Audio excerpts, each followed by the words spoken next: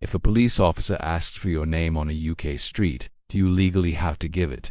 As of 2026, the answer has changed in some situations, and not knowing the rules could lead to serious consequences. Police stops are governed by strict legal procedures designed to balance public safety with individual rights. Understanding what officers can do and what you must do makes the situation far less stressful. Here's what really happens when police stop you in the UK, including the key legal updates you need to know. Police may stop someone for many different reasons. You might match the description of a suspect, be in an area where a crime has occurred, or officers may believe your behavior appears suspicious. Importantly, being stopped does not automatically mean you are suspected of committing a crime. Many stops are short information-gathering encounters. Being stopped is not the same as being arrested. During a stop, you are usually not under arrest, and the interaction should normally be brief. If you are arrested, officers must clearly inform you and explain the reason. Different legal rights apply once an arrest takes place. When a stop and search occurs, officers must provide specific legally required information. This is often remembered using the acronym GOWISELY. G stands for the grounds for the search. O stands for the object officers are searching for. W refers to the warrant card if officers are not in uniform. I stands for identification, meaning their name or collar number. S refers to the police station they are attached to. E means your entitlement to a record of the search. L stands for the legal power being used. Y means you are being detained for the purpose of the search.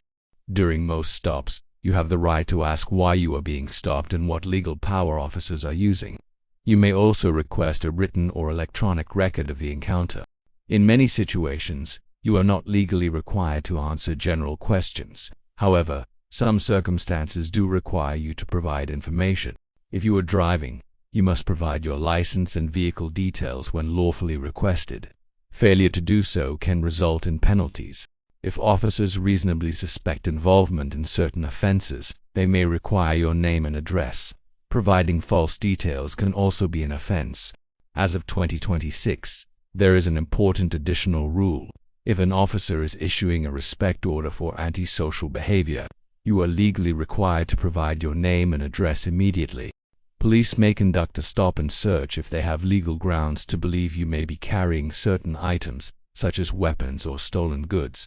Before the search begins, officers should explain the reason and the legal power being used. A significant legal update involves serious violence reduction orders. If a person is subject to an active order, officers may stop and search them without reasonable suspicion. Searches must be carried out professionally and respectfully. In most cases, only outer clothing such as coats or jackets may be removed in public. Here is an important myth to understand. Many people believe police can search your phone during a stop. In reality, a standard stop and search does not normally give officers the legal authority to examine digital data on your phone. Additional legal authority is usually required. A police stop should only last as long as necessary to complete its purpose. Once checks are finished and no further legal grounds exist, you should normally be free to leave. If you believe a stop was conducted improperly, you can request the official stop record. This document provides details of the encounter. If necessary, concerns can later be raised through the formal police complaints process. These procedures exist to ensure powers are used lawfully and proportionately. In most situations, remaining calm and listening carefully to instructions helps the interaction proceed quickly. Avoid sudden movements and ask polite questions if anything is unclear. Most police stops are routine encounters that end within minutes. Knowing your rights helps you remain confident while still complying with lawful instructions. Police stops are designed to balance public safety with individual rights. Understanding the process ensures the encounter remains clear, calm, and lawful. If you believe a police stop was conducted improperly, you have the right to request the official stop record, which contains details of the encounter. Concerns about police conduct can then be reported through the police force's complaints system, where the incident is formally reviewed. In more serious cases, matters may be referred to independent oversight bodies for investigation. Knowing the correct process helps ensure concerns are handled through the proper legal channels. You are generally allowed to film or record police officers in public places. provided you do not interfere with their duties. Officers may ask you to move if safety or operational reasons require it, but recording itself is not automatically unlawful.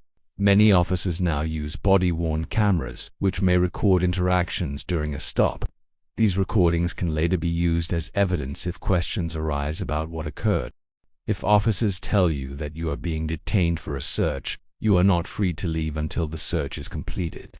Once the lawful purpose of the stop has finished, you should normally be free to go. During a standard street stop, police do not normally take fingerprints or photographs unless specific legal powers apply or an arrest has been made. If biometric details are requested, officers should explain the legal authority allowing this. During a routine stop, you are not normally required to go to a police station unless officers have legal grounds to arrest you or require attendance under specific legal powers. If officers state that you are free to leave, you may do so. If a police stop leads to arrest, you have the right to free and independent legal advice. You can request to speak with a solicitor before answering police questions, and this right applies regardless of the suspected offense.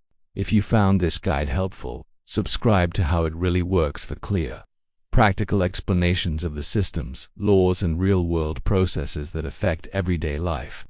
Stay informed, stay calm, and we'll see you in the next video.